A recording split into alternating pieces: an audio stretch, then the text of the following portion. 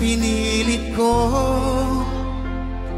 iwasan ka dahil ako'y nakatali na sa isang dilag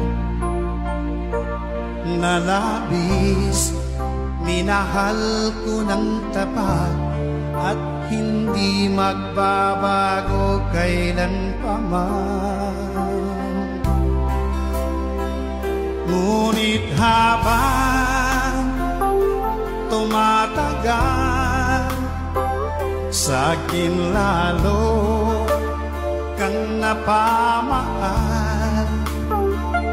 Ang puso ko'y nalilito dahil sa naramdaman.